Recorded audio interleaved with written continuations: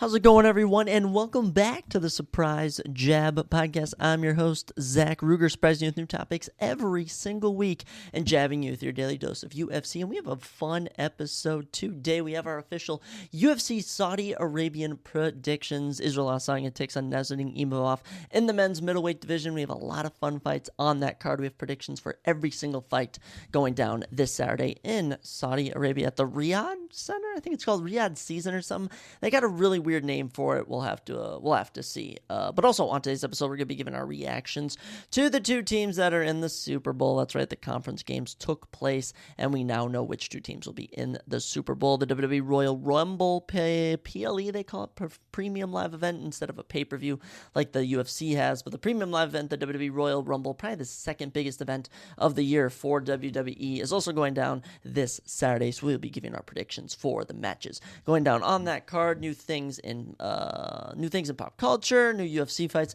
There's a lot of new things going on. I recently was the head coach, not actually, but kind of like a funny head coach for my friend's hockey team, and my voice is absolutely shot right now, but that will not stop us from delivering another amazing episode of the Surprise Jab Podcast. So let's not waste any time. We got a lot of fun UFC fights to tell you all about. Let's get right on into it. For starters, we have some fun ones going down in the men's light heavyweight division and middleweight division. In the light heavyweight division at UFC 314 in Miami, Florida, the number 8 ranked light heavyweight Nikita Krylov back in action after 2 freaking years as he takes on the number 11th ranked Dominic Reyes. Dominic Reyes, probably my comeback fighter of the year. He had 2 massive wins in 2024, and he's now primed for a top 10 opponent in Nikita Krylov. Nikita, last time he fought, manhandled Ryan Spann in a competitive round 1 matchup, but now, we'll just have to see. Dominic Reyes is now on a little win streak. Nikita Krylov is coming off of a layoff, which is unfortunate. I'll be interested to see this one, but this should be on the main card for UFC 314, which is rumored to have Ilia Topuria versus Alexander Volkanovski 2 as the main event. So exciting stuff going down in Miami in April. Heading to the men's middleweight division, this is your main event for UFC Vegas 104 going down March 15th as the number 7th ranked middleweight Marvin Vettori is back after his 2-year hiatus to take on the number 10 ranked Roman Dolidze. Roman is on a little win streak. He's beaten Kevin Holland and Anthony Smith, so I wouldn't call it the most impressive wins. These two actually fought in 2022, and Marvin Vettori won a 3-round decision. But now we get 5 rounds. I'm still back in the Italian dream, Marvin Vettori. I'm just happy to see them back in action. These are 2 of the most durable dudes out there. I actually think neither of them have been finished before in their careers, so this should be a hard-hitting matchup, and I'm all here for it. Bit of a lesser one for our next few. UFC Vegas 103 going down March 1st at the Apex has a heavyweight matchup as Austin Lane gets another shot in the UFC following his win over Robelis Despange as he takes on the 9-0 debuting Mario Pinto. Mario Pinto dominant so far outside the UFC, won on Dana White's Contender Series, and honestly, I think he should probably win this one. Austin Lane, he's kind of had a rough go in the UFC, been knocked out a couple times, but hey, you never know what can happen. The luck can always turn around. Here's another one for that UFC Vegas 103 card, this time in the men's bantamweight division, as Douglas Silva de Andrade is back in action. The 40-year-old takes on the Minnesota man, John Castaneda. John Castaneda, 21-7 professionally, does fight out of Minneapolis, so I'll have to be rooting for him in this one, but do not count out Douglas Silva de Andrade. This guy holds a win over Marlon Vera and Renan Barão. Okay, he's as legit as they come. And his age may not be in his favor per se, but nonetheless, still a fun fighter. Here's one for that card as well. Vegas 103, featherweight action as Ricardo Ramos, 17-6 professionally, takes on Chepe Mariscal. Chepe is 4-0 in the UFC. He's coming on a storm, beating Damon Jackson, Jack Jenkins, Morgan Cherie. He has been an absolute dog. And, just another stepping stone here in Ricardo Ramos. I'm easily back in Chepe Mariscal here. And Chepe was linked to a fight with Dan Ige before Dan Ige went and took on Diego Lopez. So I'm kind of surprised they aren't giving him a higher-ranked opponent. But nonetheless, Chepe Mariscal should get it done. Another fun one here for UFC Seattle as Billy Ray Goff, 1-1 in the UFC, is back in action as he takes on Adam Fugit. I like this matchup. Both guys are pretty average as it comes, and this will be a real telltale of who belongs in the UFC. I'd probably back Billy Ray Goff for this one, but you never know. these two can show up. It's going to be on the prelims for UFC Seattle. I'm just happy to be getting these random cards in random American cities like UFC Seattle. Here's one that I'm stoked for. This one for UFC 313, March 8th, going down in Vegas, which I do not think I'll be attending, as tickets are just way too expensive. Like, it's actually absurd. You have to be rich to go to a UFC event. But men's lightweight action as King Green, that's right, Bobby Green, formerly Bobby Green, now King Green, takes on Mauricio Rufy. Mauricio Rufy, 11-1 professionally, 2-0, holds wins over James Lontop and Jamie Malarkey, fights out of the Fighting Nerds, of course, Kyle Barallo, Carlos Prates, Gene Silva, that dominant gym. And King Green, has some wins over Jim Miller, Grant Dawson, Tony Ferguson, and then also has losses to Jalen Turner, Paddy Pimblett. You never know what King Green you're going to get, but this is a perfect fight for Mauricio Rufy to see if he belongs anywhere near the top of the lightweight division. Bobby Green is the ultimate gatekeeper. More lightweight action, this one for UFC 314, going down in Miami, as Jim Miller takes on Chase Hooper. This matchup was inevitable. Chase Hooper is coming off a massive round 1 submission of Clay Guida. Jim Miller is coming off of a nasty knockout of some other random Jimbo he was fighting. Actually, I think it was a submission or something. But Jim Miller, 38-10. 38-18. This dude is freaking, wow, veteran as they come. I actually think he's approaching, I want to say it's 60 professional fights or something. He's approaching 50 UFC fights. He's getting up there. It's just unfortunate to see him take on Chase Hooper. Chase Hooper, 15-3-1. I think he's 4-0 or 5-0 at lightweight. All of them finishes. It's going to be tough. This one's going to be tough for me because I know how good both of these guys are. We're going to have to wait till we get closer to this matchup before I actually pick a winner in my eyes, because both of them are super, super good. I love both of them so much. Women's strawweight action, and this one in UFC Mexico City, March 29th. There we go. As Lupi Godinez, the number 11th ranked woman, takes on the unranked Julia Pilastri. Julia, 13-4, 1-1 in the UFC. Is getting a shot here against Lupi Godinez. Lupi is a 12-fight UFC veteran, 12-5 overall. Holds wins over Tabitha Ritchie, Cynthia Calvillo. I'm a little surprised here. I'm not going to lie, I'm a little surprised that Lupi Godinez is fighting down. I'd honestly thought she'd be fighting up. But hey, I won't complain. She'll probably be back in the win category, and I would love to see that. 2 more fight news I got for you here. Men's flyweight action as the number 8 ranked Asu Almabayev is no longer taking on Steve Erceg. It's rumored Steve Erceg is taking on Brandon Moreno at UFC Mexico, which I think makes no sense. Instead, Asu Almabayev, who is 21-2, 4-0 in the UFC on a 19-fight winning streak, is taking on the unranked Alan Nascimento. Alan Nascimento, 2-1 in the UFC. That means he's been pretty mid. I'm going to be honest, he's been pretty average, and this should be around a 3-round decision for Asu Almabayev. But that one's for UFC Vegas 103. UFC Vegas 103 is filling out fast. Let me just let you know that. They're filling up a lot of fights on that card. And the final fight news for you, as Alexander Topuria, the younger brother of Ilia Topuria, will be making his UFC debut against Colby Thicknees. That's right, his last name is Thicknees. Colby is 7-0. Absolutely love that nickname. Alexander Topuria, 5-1. He was originally supposed to take on Cody Haddon. It's been a tough route to get Alexander Topuria to the UFC, but hopefully he can take on Colby. Colby is stepping in on just about a week's notice, or 2 weeks, from UFC 312 in Sydney, Australia. So thank you for Colby for stepping in, but I just want to see Alexander Topuria fight and see if he is ready for the UFC. So a lot of fun fights going down in the UFC. I'm excited to see where all these end up. Other than that, not too many other big fight news. I think people were saying that Dustin Poirier may be fighting Paddy Pimblett. I don't know any validity to that. I'm not going to quote any of that.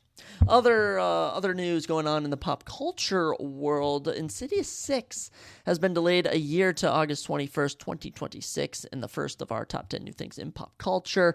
Gonna be honest, Insidious is just demonic. It's evil. I'm staying away from that. It's a no-go for Zachary. Number 2, Darren Aronofsky's crime thriller Caught Stealing releases on August 29th in theaters. The film follows a former baseball player plunged into the criminal underworld of 90s New York City. It stars Austin Butler, Zoe Kravitz, Regina King, Matt Smith, Vincent D'Onofrio, and Bad Bunny. Talk about a cast right there. And if Austin Butler's involved, I want to be involved. Number 3, the first trailer for the new Smurfs movie will release at the Super Bowl on February 9th, and they're also going to be releasing the new Jurassic World Rebirth trailer on the Super Bowl, which is good, because I'm going to need something to watch while I have to watch the abysmalness of the, as we'll speak about in a bit, Eagles and Chiefs.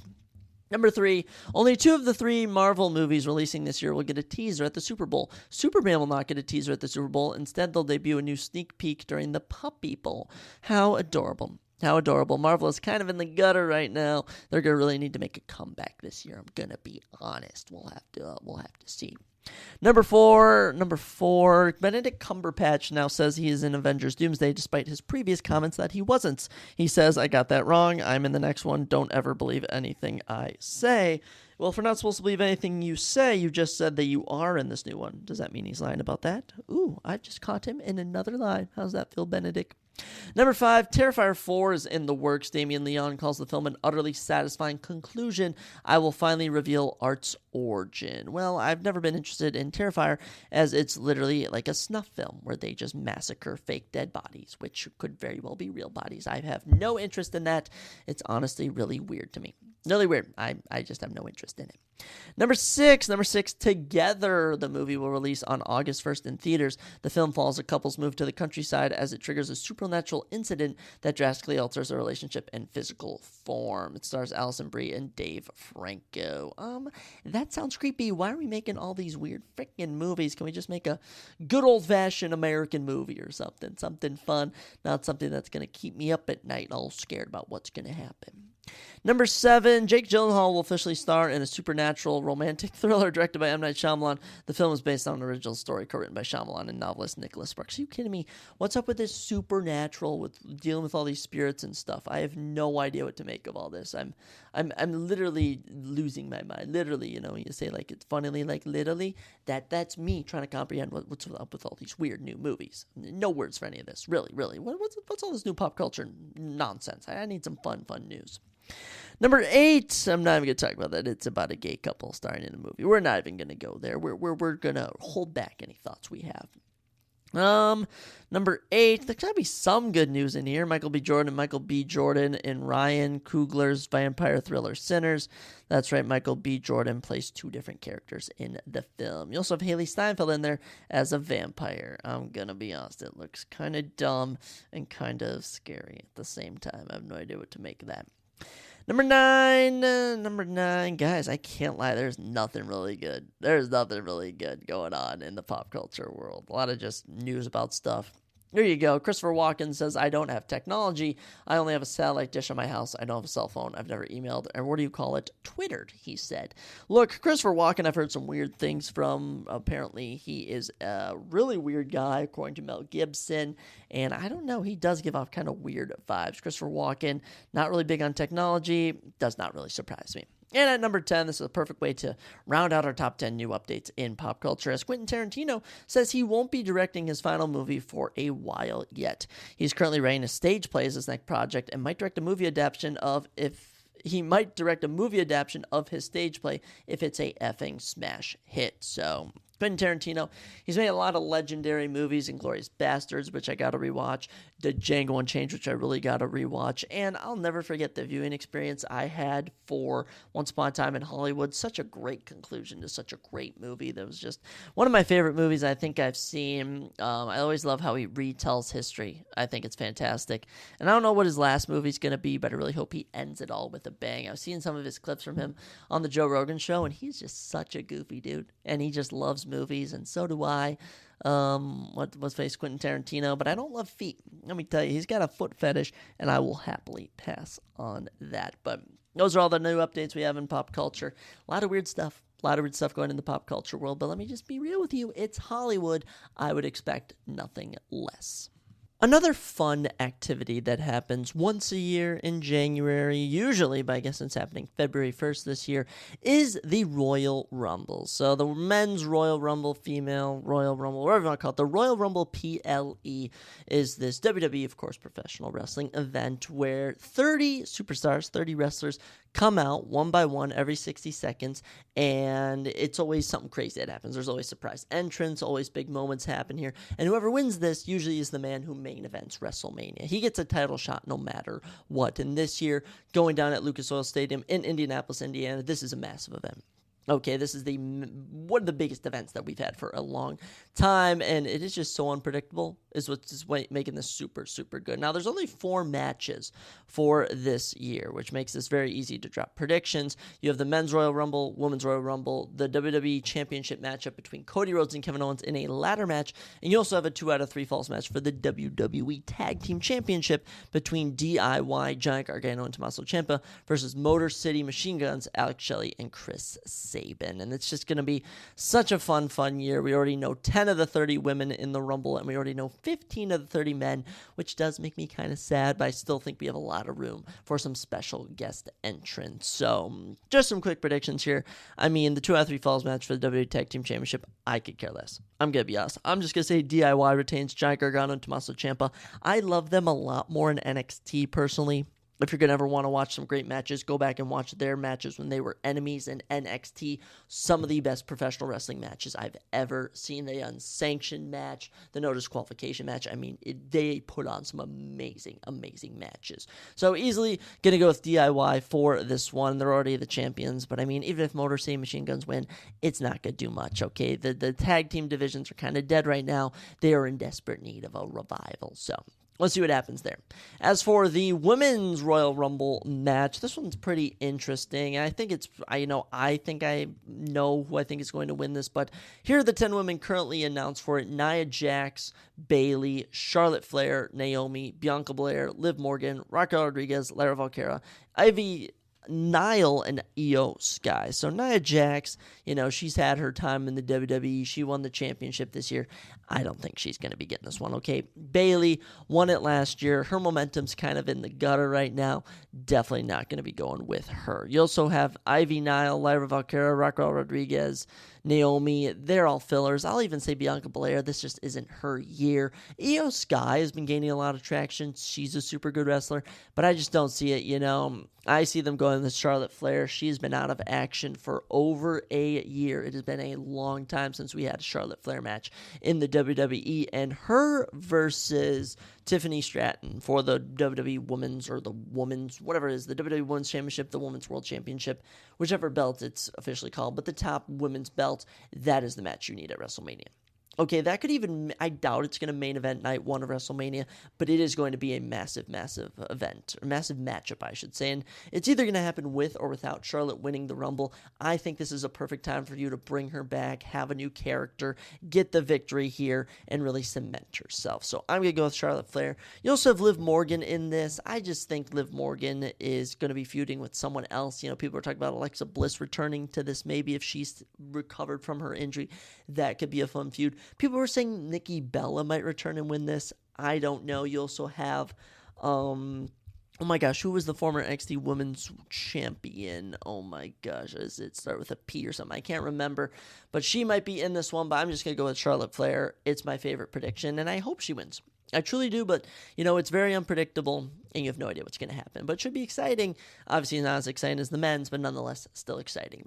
Second to last match, which I think will be the order for this. I think they're either going to go tag team, women's, WWE ladder match, then men's, or they're going to start with women's, go tag team, Cody Rhodes, Kevin Owens, then the men's. But for the order that I've chosen to do it in, tag team women's, then the ladder match for the undisputed WWE Championship between Cody Rhodes and Kevin Owens. My prediction here is going to be with Cody Rhodes. Okay, first off, they're doing this weird thing where, Cody Rhodes has his belt, but then Kevin Owens has this winged Eagle Championship belt, which apparently came from, the WWE, Hall of Fame or whatever. I don't know what it was for, but Kevin Owens, former friend of Cody Rhodes, snapped. He's been after him. They've been enemies, and they finally settled their feud here at the Royal Rumble. And, Cody Rhodes just isn't losing. okay? They view Cody Rhodes on the same level as Roman Reigns. And as of right now, the only time you're going to see Cody Rhodes drop this championship is if it's at the not even the Royal Rumble, if it's at WrestleMania or SummerSlam. And I'm thinking WrestleMania.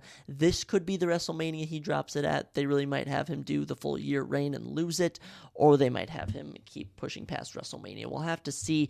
Depending on who wins the Rumble, it's going to be tough to say who's going to feud with, because you got Gunther going into WrestleMania, and you got CM Punk. Not CM Punk. You got Cody Rhodes going into WrestleMania as champion. And for me, we're going to talk about the Royal Rumble in a second. I really think it depends on who's facing who as for what the feuds are going to be.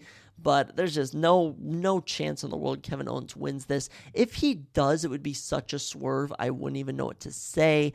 I just think this is not the guy to dethrone Cody Rhodes. We've built Cody Rhodes up to be this epic champion. And remember, this is the guy who dethroned Roman Reigns last WrestleMania. There's no way you can just have him lose just like that. But those are our predictions there. So far, DIY to retain, Cody Rhodes to retain, and Charlotte Flair to win the Women's Royal Rumble. But the only reason I'll be tuning in, it's going to be my boy Ryan's birthday. We're probably going to be at the bar or something. But nonetheless, I'm going to find a way to freaking watch this Royal Rumble because it's going to be absolutely fantastic. So we already know half the field. Which kind of sucks. So here's the current layout. You got LA Knight, John Cena, CM Punk, Jey Uso, Roman Reigns, Seth Rollins, Drew McIntyre, Rey Mysterio, Sami Zayn, Shinsuke Nakamura, Logan Paul, Penta, Chad Gable, Braun Breaker, and Carmelo Hayes. Now, out of those 15, I do think your winner's in there. I'm going to be honest, I do think your winner's in there. Now, there are so many rumored people who are going to appear in this, it's not even worth going over them all. People are saying The Rock's going to appear. People are saying Joe Hendry's going to appear, which I really hope. They're saying Nick Nemeth or Dolph Ziggler will appear. They're thinking Matt Cardona, better known as Zack Ryder, will appear. There's just so many mystery, so many legends. People are saying JBL and Booker T might appear in this. There are so many potential entrants you could have. Goldberg's a name that's been thrown out there. I'm just going to leave fate up to see who we have. But as for the 15 that are currently confirmed, this is being recorded before SmackDown, so I don't know anyone else who will declare for the Rumble before this upcoming Friday. But you have Carmelo Hayes here, who a lot of people are thinking they're going to give a lot of time, what do you want to call it, showtime, airtime, if you will, ring time, I think is the best word to use here. A lot of ring time to really showcase his abilities here. The people are saying he's going to be the one person to go an hour. They usually have one or two people go an hour in the Royal Rumble to really showcase their skills. People are saying it's going to be him. Obviously, he's not going to win it, but down the road, he could definitely be a title winner, champion, future champion. Braun Breaker, look, he's an Intercontinental champion. He is going to be a WWE champion. He's going to be a World Heavyweight champion. I just think they're still building him up.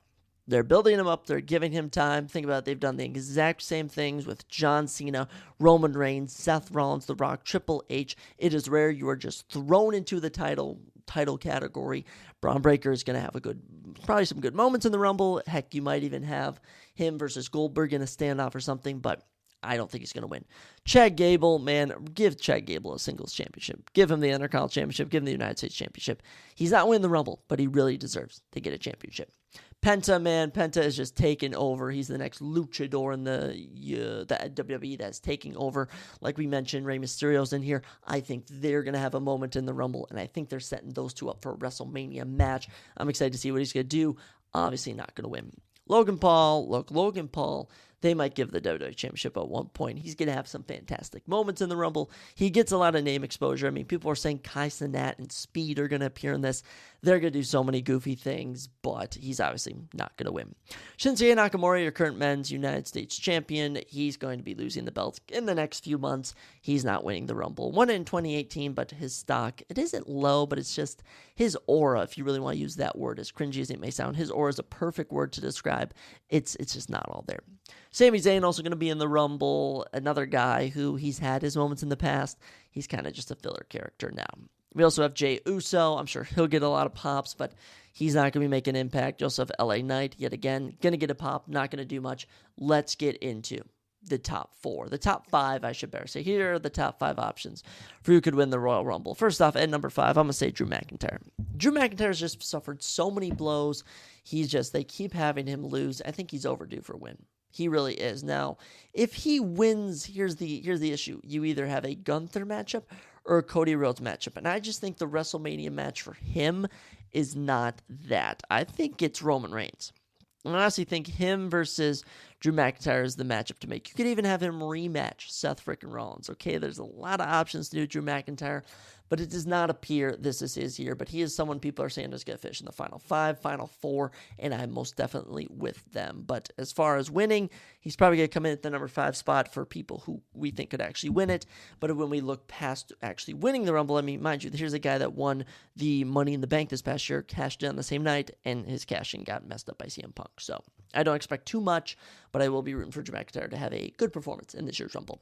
At number 4, I'm going to say Seth Rollins. Here's the thing. Seth Rollins will always be someone who it is believable for him to win a championship, believable for him to win Money in the Bank, Royal Rumble, whatever you want to call it.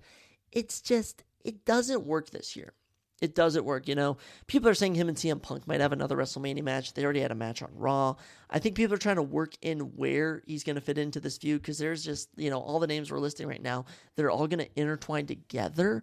So I don't really think that Seth Rollins is going to win this year, but if he does, keep it on your radar because you never know. You never really know. At number 3, Roman Reigns. Look, this is one of the odd, we reached a point now in Roman Reigns' career where we actually wouldn't mind him winning the Royal Rumble. But here's the thing. Winning the Royal Rumble, this was brought up during Money in the Bank. Obviously, they failed Money in the Bank. But when you win the Rumble, it has to do something for you. It really does. And right now, when we talk about the 2 people that are ahead of Roman Reigns on my list of who I think is going to win the Royal Rumble, I just don't think this is going to do it for Roman Reigns. Roman Reigns doesn't need to win the Royal Rumble to even main event WrestleMania. Okay, and I think Roman Reigns is not going to be in the title picture. I doubt they're going to do The Rock now. I feel like if they were going to do Rock versus Roman, they would have already started building it up. Maybe that build-up starts here at the Royal Rumble. That would be insane. But I think Roman Reigns versus Drew McIntyre would be a fantastic matchup to have on WrestleMania. I think even Roman Reigns, Seth Rollins would be an insane matchup. There's a feud red hot right there. You even have talk of Roman Reigns, CM Punk. It's going to be interesting, but I just don't think Roman Reigns is winning this year. My number 2 spot is John Cena. Actually, here's the issue. Okay, here's my issue. John Cena and CM Punk, I think, are everyone's top 2 favorites. They're everyone's top 2 favorites, and I think it's going to come down to whoever doesn't win this is going to win an Elimination Chamber match to fight for a championship. I just want to say that right now. So if it's John Cena who wins the Rumble, I think he challenges Gunther. I just think that's what he does because Gunther versus John Cena works. John Cena versus Cody Rhodes just doesn't work. Okay, I would love to see John Cena hoisting up that belt, but it just makes more sense realistically for John Cena to beat Gunther at WrestleMania. There's also the possibility John Cena loses here, doesn't even fight for a world championship here. He fights Randy Orton at WrestleMania. He fights, heck, even Roman Reigns. He fights Drew McIntyre. A lot of options, but I really do hope it's John Cena, and I really hope they have him be in the final 2. Because it would be really nice to at least give us the possibility that he's going to win.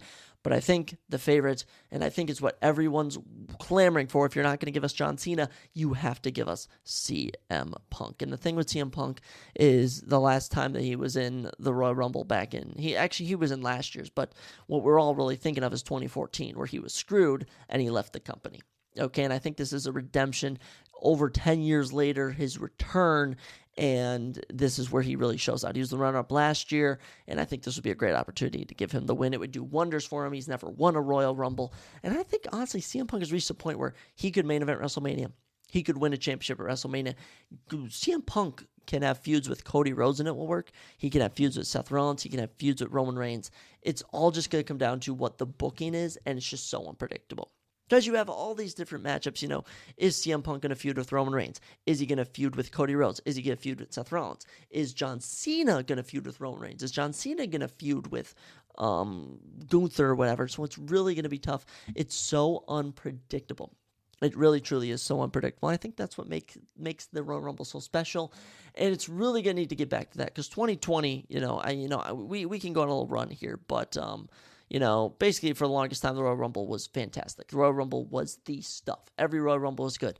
Then 2011, 2012, 2013, 2014, 2015, 2016, you went through a really rough patch. 2017, 2018, 2019, 2020, you're getting back to it. 2021 doesn't really count with COVID, but then 2022, 2023, 2024, we've been lacking in surprise appearances. It's almost like when we get down to the final 2, it's never the person we want to win. So I think this is finally, we're getting back back to our roots of Royal Rumbles, and it's going to make up for the lackluster ones we've had. But my official pick, I'm going to go with CM Punk. I think his time is overdue, and honestly, he deserves to win, and it would make a lot of sense if he did win. So those are your Royal Rumble predictions, your Royal Rumble thoughts, and I'm excited to see what the WWE delivers to us. But also, we were delivered something else, not from the WWE, but from the NFLs. We know our two teams in the Super Bowl. This won't take but a minute as we look at the first matchup here. Eagles beat Commanders. Eagles are back in the Super Bowl. Eagles back in the Super Bowl. I mean, they dominated 55-23. I mean, they scored 3 touchdowns in the fourth quarter unanswered against the Commanders. This was one of the biggest beatdowns I've ever seen. This was truly just domination. So we'll start with the Commanders. First off, shout out Jaden Daniels, 255 yards through the air, touchdown and a pick. Also rushed for 48 yards and touchdown. Talk about just running through Rookie of the Year. Just easily winning Rookie of the Year. Just great work from him this year. Brian Thomas Jr., 36 yards. Austin Eckler, 15 yards, held in check. Through the passing game, I mean, Olamide Ocheas, he had 4 catches, 26 yards. Scary Terry, 3 catches, 51 yards, a touchdown. Zach Ertz, 11 catches, 104 yards. He had a fantastic game. 3 catches, 42 yards for Dammy Brown. Austin Eckler, 5 catches, only 17 yards. So they did the best they could, but this was the peak of the Eagles' performance all year. I mean, the Commanders had played them close both times before, but this was the Eagles putting together every single effort, every single bit of grind they could, and they pulled it out here to get the win. So Eagles deserve to do it. I mean, 14-3, they won their division, number 2 seed, and they have just been fantastic. Been playing some great football. 14-3 on the year, and they're heading to the Super Bowl. Good for the Eagles. That's all I really got to say. You just got to give them their props. I didn't really care. I didn't really care if it was the Commanders. I didn't care if it was the Eagles. There was just one team I didn't want in the Super Bowl, and unfortunately, it is the Eagles' current opponent, which is the Chiefs. That's right. The Chiefs win 32-29 against the Bills.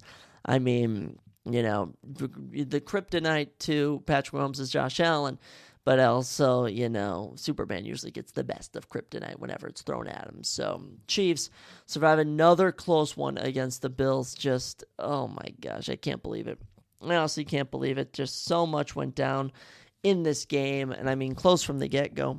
It starts 7-3 Chiefs. Then it's 10-7 Bills. Then it's 14-10. Then it's 21-10 at halftime. And you're like, oh my gosh, this is going to be bad. And then with 1:32 left, the Bills convert. And then they go for 2. And they fail. So it's 21-16 heading into halftime.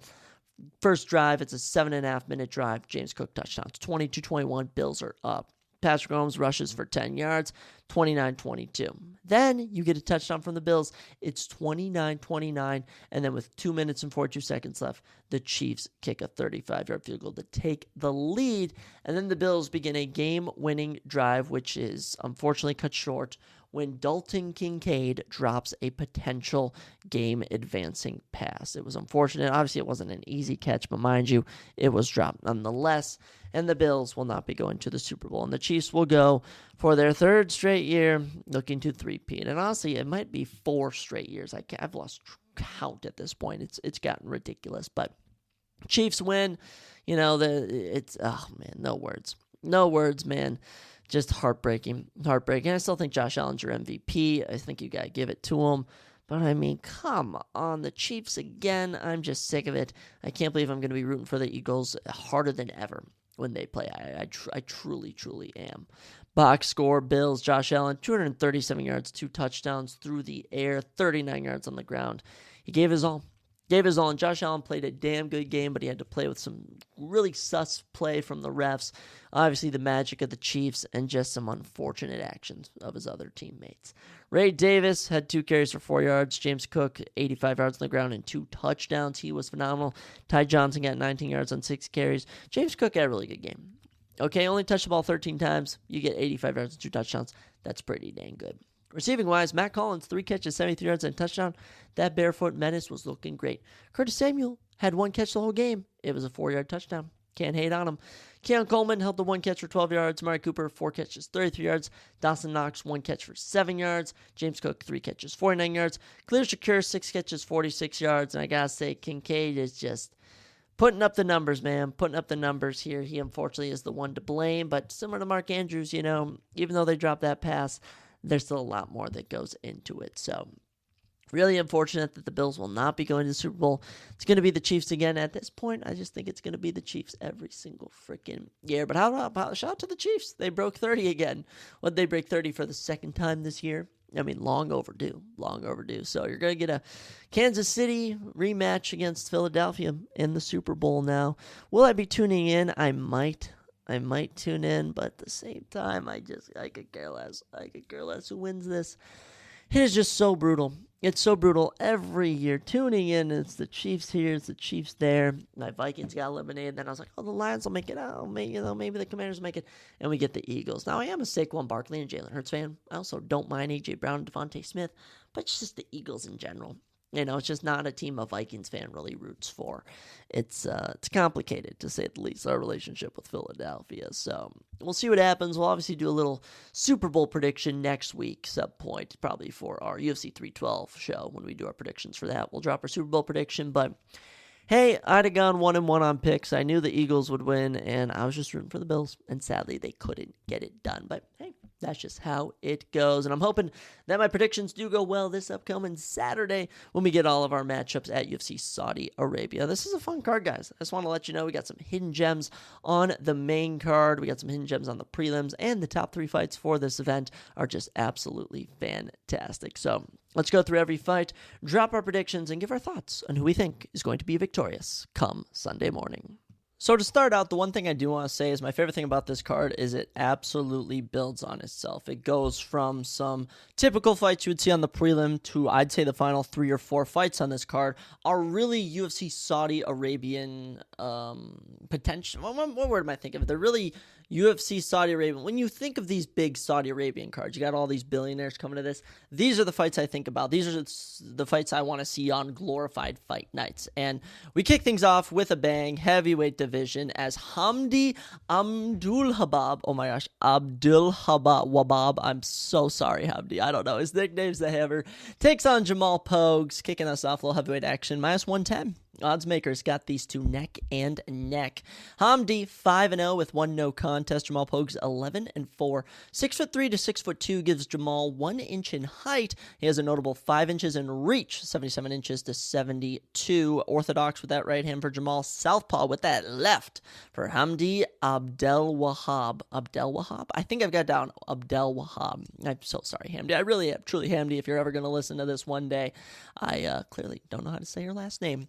So Hamdi, we'll kick it off with him, 32 years old from Egypt, but actually now lives and trains in New York. Of those 5 wins, he's gotten 5 knockouts. Last time he was in the UFC was in 2022, where he had an overturned decision win over Dontel Mays due to popping for an undisclosed substance. Hamdi since then competed in a grappling match in August and was submitted in round number 1. So Hamdi, 32 years old, 6'2", he's weighing 265 pounds. He's a chunky monkey, let me just tell you that.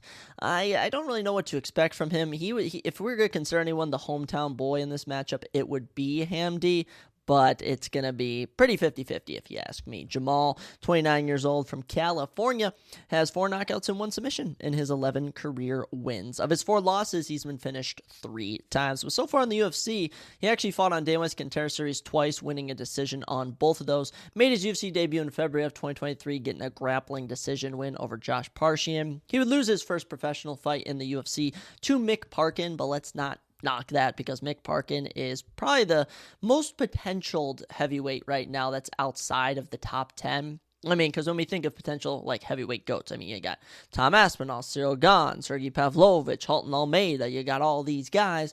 Mick Parkin, very underrated on the come-up, and he's ranked number 15, so that's not too bad of a loss to have.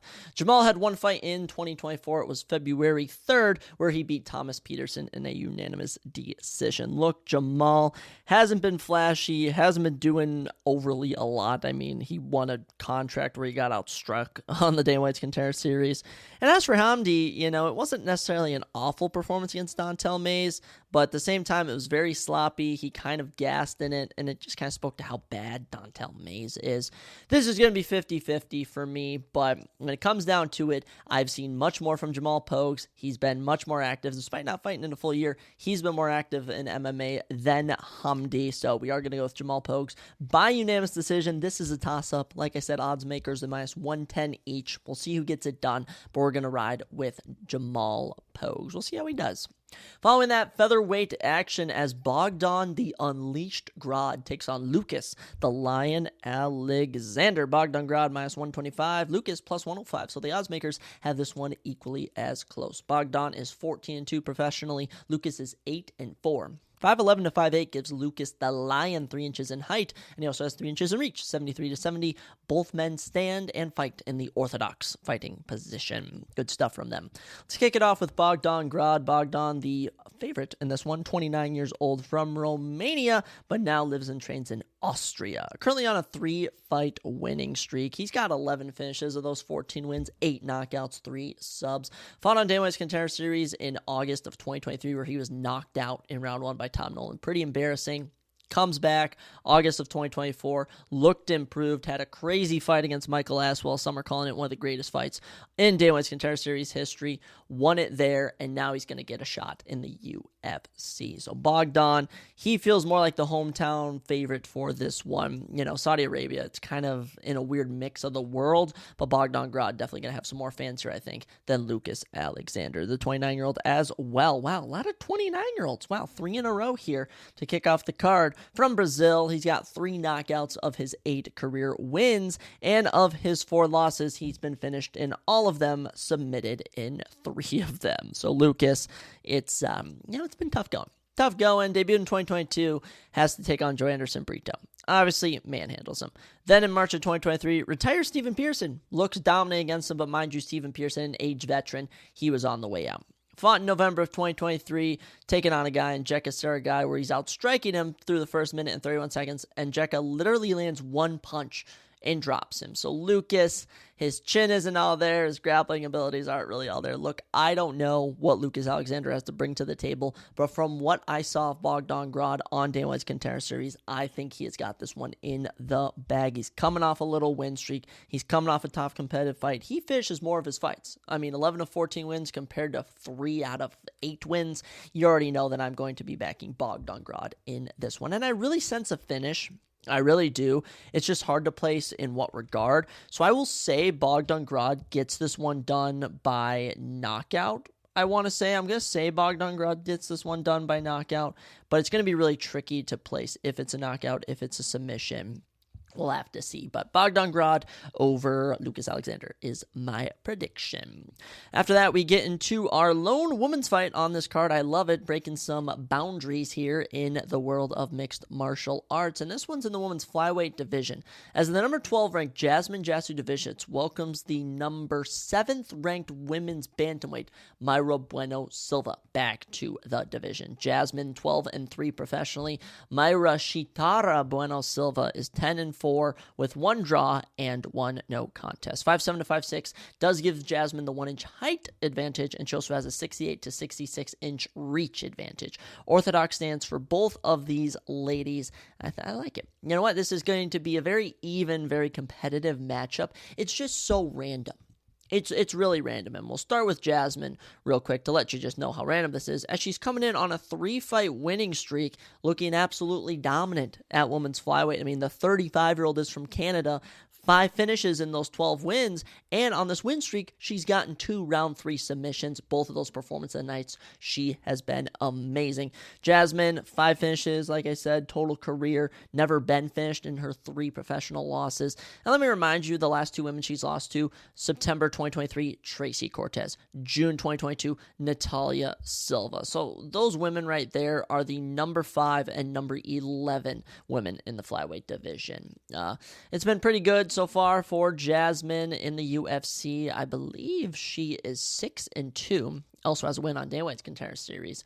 On this win streak, I mean, the Priscilla Cachoeira win in January of last year, one of the most dominant performances I've seen. Follows that up with an oddly competitive matchup with Fatima Klein in July that was on short notice. And then women handled, I should say, Ariana De Silva in November. Just ran through her, submitted her. It was fantastic. Jasmine coming to her prime at 35 years old. It's very impressive. It really is. She does it in the grappling realm, but we've also seen a little knockout power from her too. I mean, she dropped Priscilla Cachoeira. Very impressive.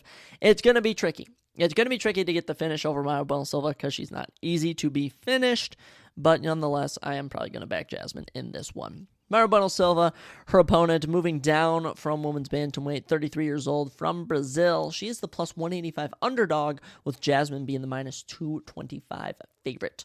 8 finishes with 1 knockout and 7 subs of her 10 professional victories. Of her 4 losses, she's only been finished once. That was actually the last time she fought in June, which was stopped due to a cut on her head from Macy Chiasson. Before that, she had, of course, lost to Raquel Pennington in one of the worst women's, I'm not even going to say women's fights, one of the worst title fights that I have ever been privileged to watch. It was excruciating. Okay, it was really bad to watch.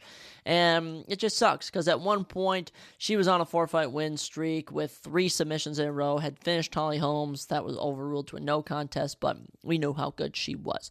She started off her career in the women's flyweight division. She picked up wins over Jillian Robertson, Mario Romero Borella, Lena Landsberg, Wu Yan. Also lost to Marina Moroz in a fight of the night. Manon Fiorat had a draw against Montana De La Rosa. So I'm curious if these just 2 losses, mind you, these losses are to the number 1 and number 5 women in the women's bantamweight division, so it's not like she lost to bad competition. But I wonder if mentally that is what really took her away from wanting to fight in the women's bantamweight division anymore.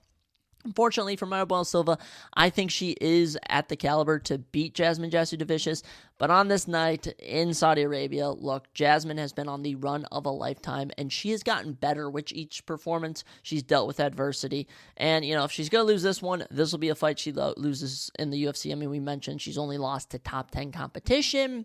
We're going to back Jasmine Jasudavicius nonetheless, because Mayra, we've seen her, she seems like she's a round 1 and maybe the first minute or 2 of round number 2. She has 0 gas tank, and the fact she's going to be cutting weight, she's not even going to be fighting at a natural weight, it's a bit concerning. We're going to back Jasmine Jasudavicius. After that, we head to the men's lightweight division. This card is actually kind of fluctuating around with the bout order, but as of right now, lightweight action is scheduled to be next. Terrence T-Rex McKinney takes on Damir the Bosnian Bomber Hadzovic. Terrence coming into this one, the minus 350 favorite. Damir's the plus 275 underdog. Terrence 15-7. Damir 14-7. Pretty even if you ask me. 5'10 to 5'9. Terrence has got an inch in height. He also has a notable 3 inches in reach. 73-70. Switch stance for Terrence. He likes to throw with both hands. Orthodox with the right for Damir Hadzovic. Terrence McKinney, one of the most exciting fighters on the roster. He's up there with Michael Chandler. Let me just tell you. Terrence McKinney, let's kick it off. 30 years old, from Florida. 15 finishes and 15 career wins, 7 knockouts, 8 subs, 7 career losses, 7 times he's been finished, 5 by knockout, 2 by sub. That is right, 22 career wins, and he's never even seen a third round. Ever, okay? 22 career fights, I should say, not wins, unfortunately. But Terrence is action-packed as they come. Makes his debut on Dana White's Contender Series. Sean Woodson hits him with a fantastic flying knee. He debuts 7-second knockout of Matt Frevola, then submits Fares Zayem. It was insane. Then takes on Drew Dober, one of the most entertaining 3 minutes and 17 seconds I've ever seen. It looked like he was going to knock Drew Dober out cold. Drew Dober reverses it and finishes him. Follows that up August 2022, round 1 submission. Then Ishmael's Bonfim knockout of him in January 2023, one of the best knockouts of the year. Gets face planted, unfortunate to see. Then, July 2023, dominates Nazim Sadiqov in round number 1, 10-8, almost finishes him multiple times, gets reversed and submitted a minute into round number 2. Super, super goofy. 2023 was a good year, though, as he ended it with a 1-minute and 25-second knockout of the debuting Mike Breeden and a 20-second knee knockout of Brendan Marotte. 2024, not as kind. He had one fight in May, and he was hit with one of the craziest head kick knockouts I've seen from Esteban Rivovics. I'm talking connected clean on the skull, and he was out cold. Look, Terrence, he obviously doesn't have the best record, 15-7 in the UFC. He's sitting at a very mediocre 5-4, but mind you, he is so entertaining. This is going to be fun, and I'm pretty sure we're going to be picking him to win by a finish. Damir Hadzovic, his opponent, 38 years old, hasn't fought in 2 freaking years. The 38-year-old is from Denmark, but now lives and trains in Bosnia. 10 finishes in his 14 career wins, 7 by knockout, 3 by sub. Of his 7 losses, he's only ever been finished twice. He was actually supposed to fight Balaji Oki February 10th of 2024, but that fight fell apart as Damir got injured. Damir was fighting in the UFC from 2016 to 2022. You know, he had a win over Yancy Medeiros in 2021. He got submitted by Renato Moicano in 2020. It's been pretty mediocre. Last time he fought, July 2022, got grappled to death by Mark Diakise. 13 minutes, 35 seconds of control time for Mark on 8 takedowns. And mind you, 8 of 11. 72% from Mark Diakise. So Damir, been a while since he's last fought. I bet he's going to be a bit jittery, if you will. And I don't know if it's going to be knockout or sub. I'm going to say knockout. I'm going to say Terrence goes over and blitzes him right off the bat. But as we know, Terrence has got to be careful he doesn't get caught. But this is one of my more favorite picks. This is going to be an action-packed fight. And especially 8 years as senior, coming off a 2-year hiatus, Terrence McKinney is going to want to pounce on Damir Hadzovic. So easily going to be picking Terrence McKinney. Following that, we're back to heavyweight action, and oh my gosh, this is just the definition of 2 out-of-shape guys going at it, as we get Shamil Gaziev and Thomas the Train Peterson. Shamil, the minus 400 favorite, Thomas Peterson plus 300 underdog. Shamil is 13-1, Thomas is 9-2. 6'4" to 6'1". Wow, Shamil's 6'4". I didn't realize that. 3 inches in height to Shamil. He also has 4 inches in reach, 78-74. Orthodox with the right for Shamil, southpaw with the left for Thomas the Train Peterson. What a goofy nickname. Shamil, look, we all thought Shamil was going to be the big deal. Okay, we all thought he was the next big thing in 2024. Turned out he wasn't. Turned out he wasn't ready for some high-level competition. The 34-year-old is from Bahrain, also from Russia, but lives in Bahrain now. 11 finishes of those 13 wins, including 8 knockouts and 3 subs. Debut on Dana White's Contender Series, round 1 submission. Then debuts against Martin Buday, dominates him, outstrikes him 49-8 significantly with a round 2 TKO, and he was poised for a big 2024. He gets his first main event in March, and I don't even know what to describe the Jairzinho Rozenstruik fight. It was literally Jairzinho treated him like a punching bag after losing round 1, and Shamil just kind of wouldn't go down. It was very abysmal, very boring. He would return in August and pick up a run-of-the-mill decision over Don Telvez. I mean, it was just looking like he wanted to get back in the win category. Shamil has lost all of his aura, as we mentioned before. Something with the aura. It's just completely off. His opponent, Thomas Peterson, 29 years old, from Minnesota. I think he was born in Farmington, now is from Webster. I mean, you know, Minnesota boys, we got to root for them. 8 finishes of 9 wins, 8 knockouts, and 7 knockouts and 1 submission. Thomas picked up his first decision win with a win over Muhammad Usman in July of 2024. Good win there, used his grappling. And before that, we had mentioned he had lost to Jamal Pogues in February. So Thomas, he's okay. He's okay. You know, he hasn't really shown anything of specialty, I'll say. And in terms of higher level competition, he has fought nowhere near the level of Shamil Gaziev. I think Shamil gets back into the win category here. I think he does it in typical Shamil fashion, gets himself another knockout. We're back in Shamil. And, you know, it's kind of a win-win for me, because if Thomas wins, I get to be happy a Minnesota boy won. But if Shamil wins, then my prediction's correct. So we're going to go with Shamil, and I'm just going to personally say it. I do think he is going to win this one. I mean, I'm sorry, Thomas. I have not seen enough personally from the few UFC appearances you've had. And mind you, it's not saying a lot about Shamil Gaziev, because he hasn't been necessarily the most impressive either. Moving on to our final prelim, I want to say, I think they're going to go, actually, I don't know if they're going with a 6-fight main card or 5. I believe it's going to be 5, which would make sense. So I think this is either going to be the first fight in the main card or the final prelim. My prediction is final prelim. We'll have to see what the bout order is by the time Saturday morning rolls around. Muhammad Naimov, the Hillman is his nickname, takes on Khan Genghis. Hopefully, Genghis Khan. I like that nickname. How creative. Muhammad Naimov coming in this one is the minus 260 favorite. Khan is the plus 210 underdog. Muhammad 11-3. Khan 12-13. 12-3-1. Wow, I was about to say 12-13. 5'9" to 5'7". Muhammad has a 2-inch height advantage and a 4-inch reach advantage. Ooh, very nice for Naimov. 78-66. Both men are in the orthodox fighting position. Originally, which was supposed to be on the main card, it has since been booted to the prelims, or however you want to put it. We'll have to see. Muhammad Naimov, 30 years old, from Tajikistan, but now trains in Colorado. He trains with Corey Sandhagen, Curtis Blades at Elevation. Good gym out there. Muhammad, 5 knockouts and 3 subs in his 11 career wins, and he's never been finished, except for his last fight, when he got submitted by Felipe Lima in June of 2024. So, he had previously been on a good run. He was on like a 7-fight win streak, 3-0 in the UFC, and unfortunately, ran into some tougher competition. It's, Naimov isn't anything to write home about. He's actually won some pretty weird decisions over Nathaniel Wood, but it's, he's okay. He's okay. I don't know. You never know what fighter you're going to get. Am I going to get the fighter who gets submitted, or am I going to get the fighter who's getting a round 2 knockout and looks absolutely fantastic? You never know what you're going to get. The opponent, Khan Ofli, it's not much. Genghis hasn't given us much to work with. The underdog, 31 years old, from Australia. Hailing from down under. Shame he can't fight next weekend in Australia. That's unfortunate. 7 finishes in his 12 career wins, 2 knockouts and 5 subs. He's been finished once, and it was in his last fight against Myron Santos. And Khan, he had been coming in with a lot of momentum. He looked pretty good on this past season of The Ultimate Fighter, and then Myron Santos just hit him with the cleanest straight punch I've ever seen. Oh my gosh, just took his jaw for a walk. Just absolutely eliminated him. It was some sight to behold, let me tell you. And it's just interesting. Okay, because I have both of these guys. They're both equally good in the featherweight division. Both not as experienced. Muhammad Naimov has more UFC experience. But I don't know what Khan Ofli we're going to get. Okay, because he looks so good on the, what is it called? The Ultimate Fighter. Gets the UFC, gets caught with just a beautiful punch. For Naimov, he had some awkward UFC wins here and there, and then Felipe Lima was able to get the better of him in round number 3. Now, mind you, it had been pretty competitive up to that point.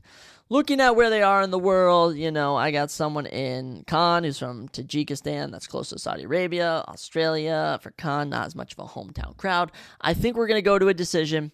And I'm going to think Naimov gets it. It could be a sketchy decision. It could be a good decision. But we are going to back Naimov in this one. Muhammad Naimov by decision. That's going to be our prediction. Nothing personal, Genghis Khan. You have an amazing nickname. But if you win this one, I will heavily consider picking you next time. I just don't know anything about you. I'm sorry, my man. I don't know a damn thing about you. With that, we get into the top 5 best fights on the card, and they are literally in order of this fight's better than this one, this fight's better than this one, this fight's better than this one. This is a fantastic main card if it does end up being a 5-fight main card. Kicking us off, lightweight division, it just doesn't get much more closer than this. Fairs, Smile Killer Ziam takes on Mike Beast Boy Davis. This is one of the most underrated fights of the evening. These are 2 names the regulars aren't going to know, but the casuals, actually, no, these are the names the casuals aren't going to know, but us regulars, us experts, we know these names. Fair as I am, 16-4. Mike Davis, 11-2.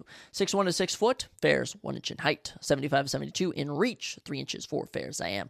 Orthodox stance for both of these gentlemen. Fairs at plus 120 is the underdog. Mike Davis at minus 140 is the favorite. But like I said, these odds have been flip-flopping all week. Fair as I am, currently in his prime right now, 27 years young from France, currently on that little 4-fight win streak of his. 10 finishes and 16 wins, make it 5 knockouts, 5 subs. And of his 4 losses, he's been submitted 3 times, which I think is very notable when we're talking about his career. Debuted against Don Mage, PFL legend right there, and unfortunately lost. After that, picked up 2 wins over Jamie Malarkey and Luigi Vendramini. Luigi is probably best known for the man that Paddy Pimblett knocked out in his UFC debut.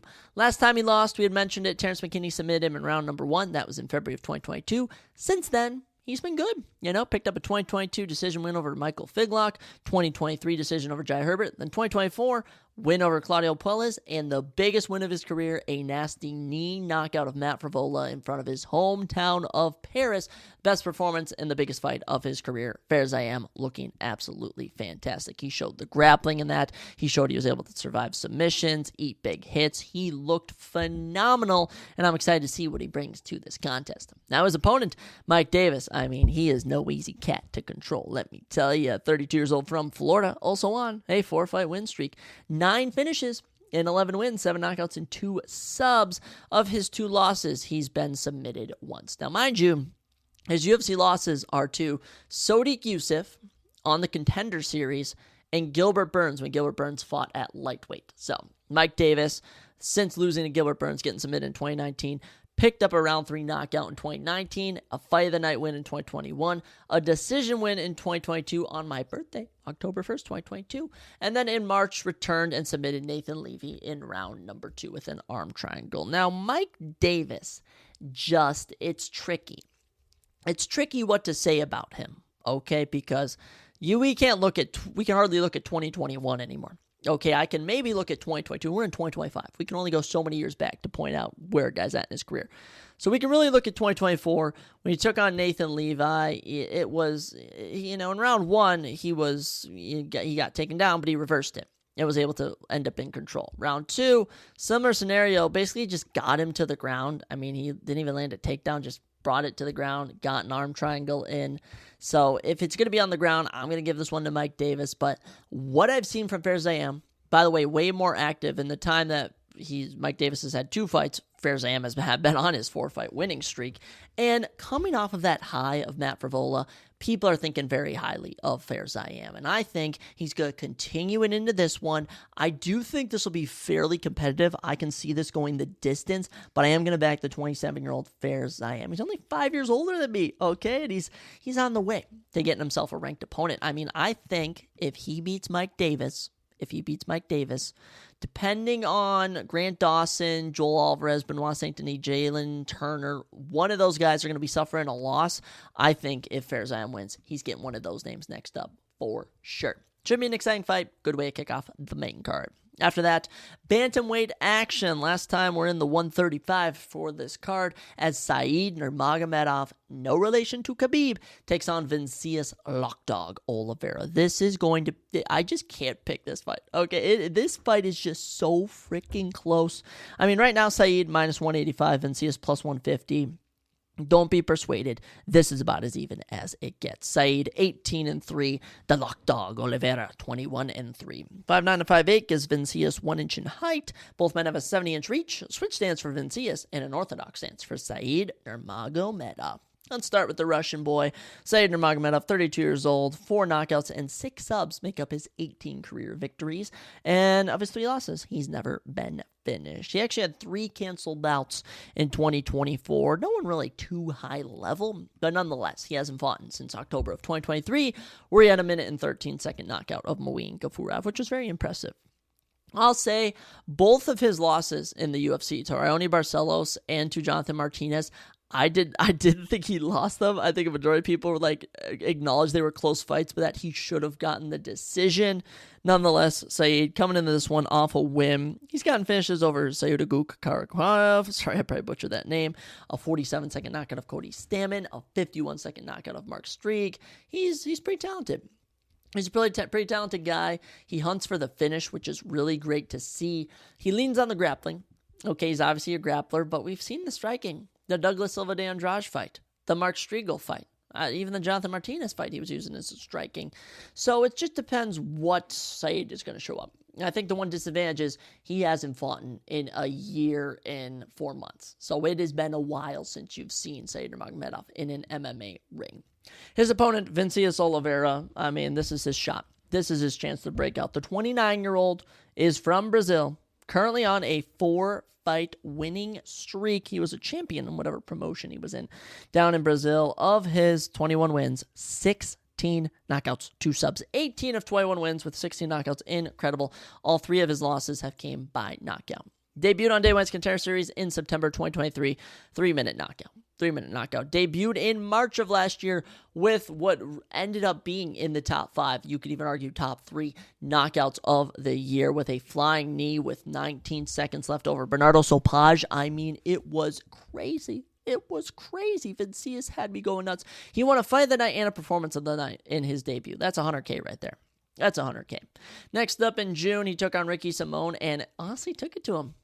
It was tough. Ricky threw 2 of 11 takedowns on him, only managed 31 seconds of control time, got better striking as the fight went on, outstruck him 40-11 and took him down with about 10 seconds left in that fight.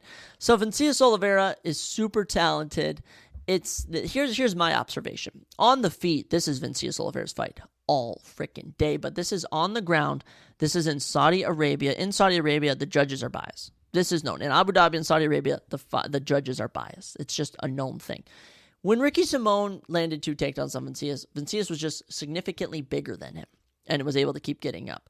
In the Bernardo Sopage fight, both guys were kind of not as experienced as each other, but, Bernardo landed 3 of 4 takedowns, 4.5 minutes control time. If Saeed gets him down, he's going to control him. If Saeed gets him down, he's going to control him. And I think this is going to be one of those cases where you get another close decision. And unlike the past, I think this is going to go to Saeed Nurmagomedov. And this isn't even knocking Vincius Oliveira, but I just think Saeed is smart enough to not get caught on the feet. He's going to want to grab the neck. He could even get a submission on the ground. But I think Saeed Nurmagomedov beats Vincius Oliveira this Saturday.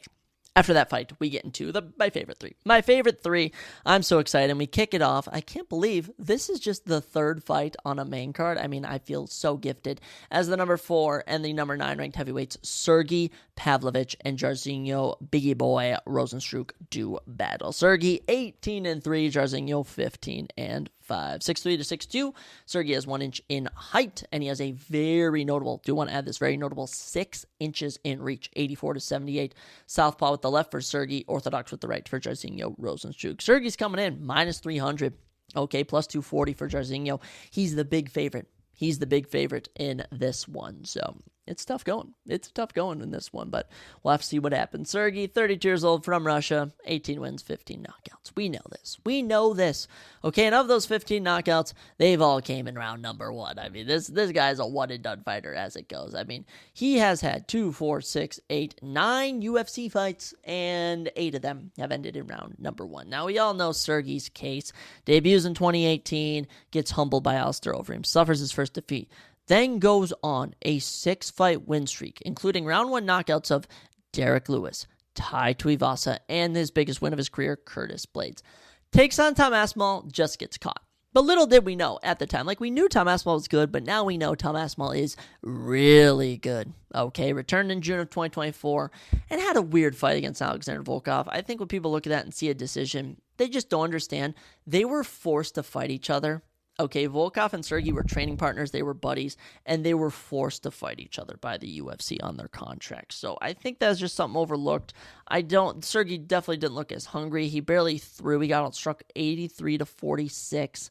I mean, it was a pretty boring fight. Okay, it was actually the last time they were in Saudi Arabia, so I'm hoping we see a different Sergey here, but there's just a lot of context there that I just don't think people are going to be bringing up. So Sergey should be back to his roots, should be back to his game plan as he takes on Biggie Boy, Jairzinho Rozenstruik. Jairzinho, of course, the underdog in this one, 36 from Suriname in Africa. I believe Suriname's in Africa. 13 knockouts of 15 career wins. Pretty similar to Sergey Pavlovich. Hasn't gotten a knockout, though, technically, since 2024. He had that weird win over Shamil Gaziev, but the last knockout he actually got 2022. Chris Dawkins. That was very impressive. Look, Jairzinho, he's just gotten the rough end of things. He truly, truly has, Listen to the guys he has lost to. Francis Ngannou, Cyril Gane, Curtis Blades, Alexander Volkov, Halton Almeida. So right there you have the former champion before John Jones. You have the number 1 ranked fighter. You have the number 2 ranked fighter. You have the number 3. You also have the number 5. You have the number 6. You have all these top guys. Okay, so Jairzinho finally on a little win streak here, though. He beat Shamil Gaziev in 2024. And then the Tai Tuivasa decision. It's one of the worst decisions I've seen in my entire life. Jairzinho outstruck him 91-37. 91-37. You had a judge, Howie Booth, score the entire fight for Tai Tuivasa. I mean, I understand There were no knockdowns. It was just distance striking, but it was one of the worst scorecards I've ever seen. So Jairzinho coming in off of 2 lackluster performances. Look, it's always going to be safe to pick Sergey Pavlovich round number 1, and we're not changing here. And I think he is. I think this is literally going to be 2 guys going at it right. I'm talking 2 gladiators walking straight to the center of the ring. They're going to start swinging. And just from observation, I think Sergey hits harder. Now, don't be surprised if Jairzinho catches him. I won't be too surprised. I'll be a little bit of a shocked. I'll be like, no, Sergey Pavlovich, because I'm a Sergey Pavlovich fan.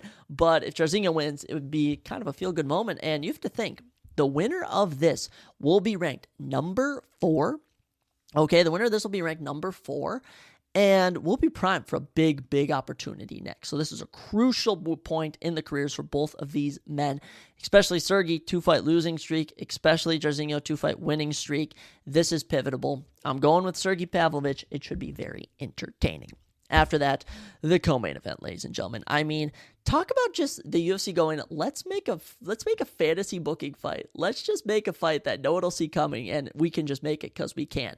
Middleweight action, as the number 14 ranked Shara Magomedov at middleweight takes on the number 15th ranked welterweight Michael Venom Page. Shara the Bullet, Michael Venom Page. MVP versus the Bullet. This is going to be a fantastic fight. Shara is the minus 185 favorite. Michael Page is the plus 155 underdog. Shara 15-0, undefeated. Michael Page 22-3. He's only lost to tough competitors, too. 6'3" to 6'2" gives Page 1 inch in height, and he has a notable 6 inches in reach. 79-73 over Shara, orthodox for Shara, and it says switch for Michael Page, but you got to watch MVP fight to see what stance he is in. He is in one of the most goofy stances I've ever seen. Shara, the Bullet, 30 years old, from Russia. Of his 15 wins, 12 knockouts. We already know him. He's gotten better with every UFC appearance. Debuted against Bruno Silva, was showing some crazy up kicks from the ground, kicking him in the head. Then takes on Antonio Tricoli, finally works out the kinks, and gets his first UFC finish. Then has a fight of the night in August against Michael Olkajacek. Michael just wouldn't go away. He also survived some grappling in that.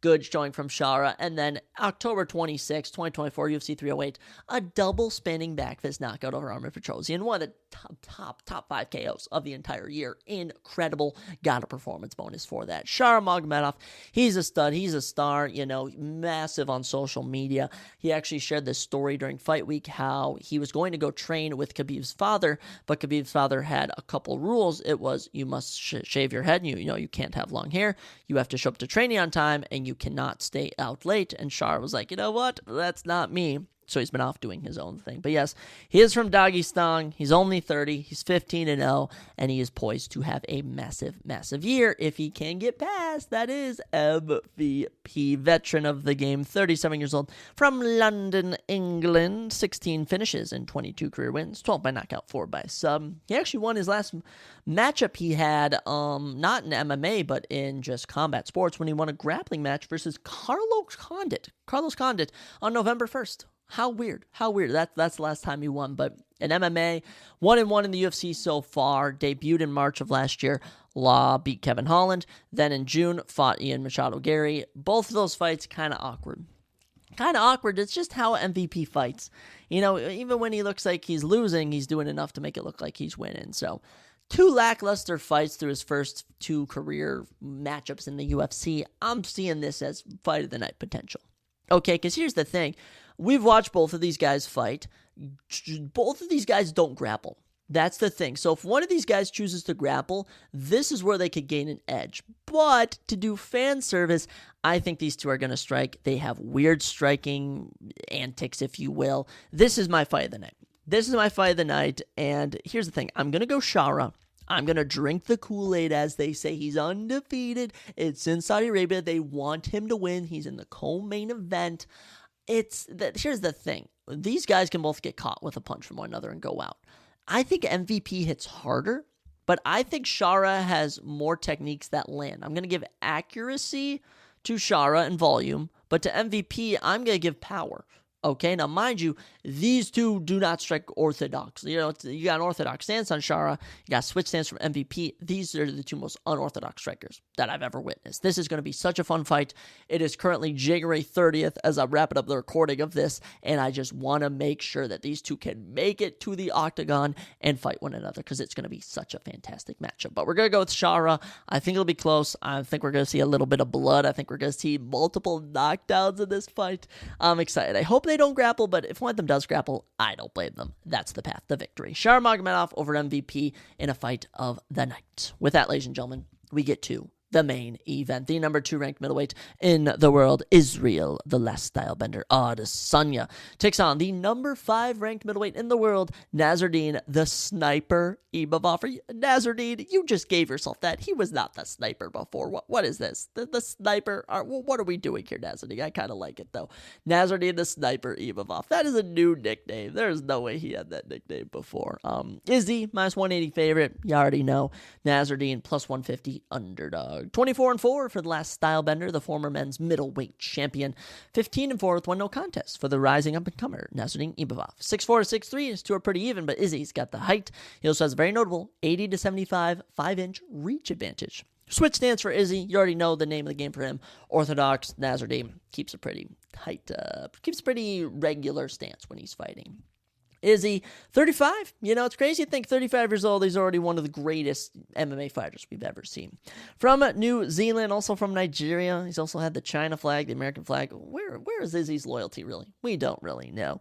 16 knockouts of his 24 career victories. Izzy is in flux right now. Izzy is in flux, you know.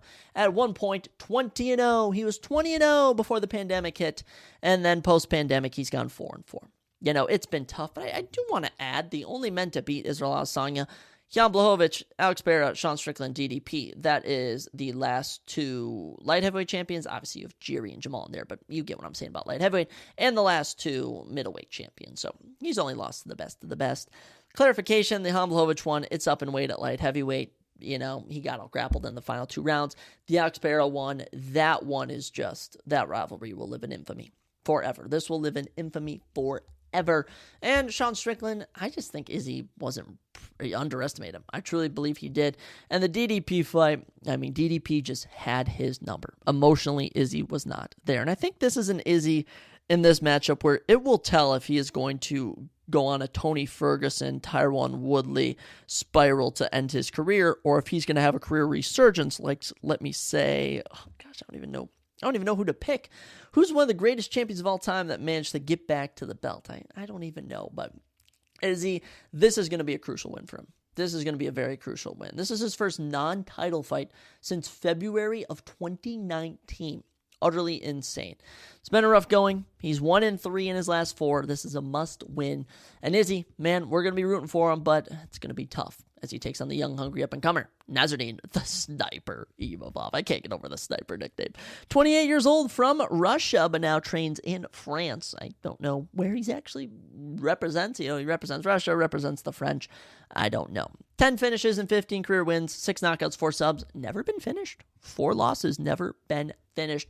Nasruddin, he's done pretty stellar. 7-2 with 1 no contest in the UFC. Those losses, he was out-grappled while he was, in February of 2021, he was very, very underdeveloped when he took on Phil Haas, managed to get some wins. Takes on Sean Strickland in Sean Strickland's prime in 2023. Okay, Sean Strickland might have won Fighter of the Year in 2023. Honestly, that was an insane year for him, as Nasruddin was unfortunately just not really ready for him. Then has a no contest against Chris Curtis after a headbutt, but 2024 rolls around, and what do we have here? Literally, what do we have here? You may ask. We have Nasruddin coming into his prime. Coming into his prime here, and all is right in the world. All is right in the world as he picks up a decision win over Roman Dolidze in a main event, gets a TKO over Jared Cannonier in a main event, and then beats Brendan Allen in front of his French home country, however he wants to say where he's from. I don't know. Here's the context here. Here's the context. We already know everything about Izzy. Okay, what you need to know about Nasruddin, though, is on this win streak, he has just had, he's almost like an Aljamain Sterling type of vibe to him. I can't lie. The Roman Dolidze fight almost finishes him in round 1, proceeds to kind of gas out throughout the entire fight. the Jared Cannonier fight. Jared is up on the scorecards heading into round number 4. And, he was losing the round, but it was just a bad stoppage. It was a bad stoppage. He was wobbly, but it wasn't wobbly enough where you should stop the fight. Okay, so kind of a bad stoppage there for Nasruddin. And the Brendan Allen fight, it's just, he gassed out. He freaking gassed out. If Brendan Allen was smart and would go lead on the striking, might have knocked out Nasruddin in round number 3. So it's going to be tough to see what Nasruddin we get. But in my opinion, Izzy survives the early onslaught. He maybe gets taken down, maybe faces some big punches, but he comes around and in a karmic sense of whatever you want to call it, karma hitting, Imavov gets TKO'd in round number 4 on the feet from Israel Adesanya. Maybe even Izzy gets one of his highlight reel knockouts where he actually knocks the guy out cold. I don't know, but we're gonna ride with Izzy, man. I haven't been riding with him. I haven't picked him in so long. I've been riding with Pereira, riding with Strickland, riding with DDP. I think it's time I go back to my roots, root for Adesanya. And mind you, he's a weird dude. Mind you, he said this is the longest he's abstained from jerking off or sex, and he is horny all the time. Like, Izzy, what are you saying? What do you say? That does not strike fear into Nazareth. That just means when he's grappling you, he's going to be like, wait a second, is he liking this? Does he like another man pushing up on him? I don't know. What can I say? But I'm going Israel Adesanya to get his 17th career knockout in round number 4 and to win the fight. I'm super excited. It's going to be a great card. It truly is. Winner of this one will be ranked number 2 in the world. And I think we brought this up on the last episode. The winner of this fight is getting the next title shot. Let me just tell you, the winner of this is getting the next title shot. Now, that comes after Khamzat. I think the winner of Sean Strickland, DDP, whether Sean gets it done or not, I think you got to give Khamzat the title shot. But then the winner of this matchup just deserves a title shot. They truly do. And, Izzy, he's like a Kamaru Usman. He's like a Leon Edwards. He's like a Colby Covington, like a Conor McGregor. These guys are always going to be one win away from a title shot. It's just how it works in the business. So we'll have to see what happens. But this card is absolutely fantastic. And I'm excited to see what happens. So just a brief little recap. We're going with Jamal Pogues by decision, starting on the first prelim. Bogdan Grad, we'll say round 1 knockout. Jasmine Jasudavicius, decision. Fair Zayam, I'm going to say decision. Chance McKinney, round 1 knockout. Shamil Gaziev, round 1 knockout. Mohamed Naimov, decision, or maybe a late finish. I don't know. Seyed Nurmagomedov, decision. Sergey Pavlovich, round 1 knockout. Shara by decision. And Izzy with a little knockout. Absolutely. Should be a fun time in the world of UFC. But ladies and gentlemen, that's all we got for today's episode. It is super nice out now. My voice is still not recovered from, oh my gosh, the coaching. Coaching is fun, guys. Let me tell you, coaching a hockey team is so fun, especially when I'm not actually a real coach. I don't know anything about it, but it does doozy on the voice. It really does a doozy. We're going to be having some special guests hopefully coming on this weekend. We'll have to see. But as for now, I'll leave you with all this. You got your Royal Rumble predictions. You got my thoughts on the Super Bowl, and you got my UFC Saudi Arabian predictions. Guys, have a fantastic weekend. Have a fantastic life, and make sure to catch you now. I'll make sure. I think that's how I should say it. And I'll make sure to catch you, or maybe you'll make sure to catch me next time on the Surprise Jab Podcast.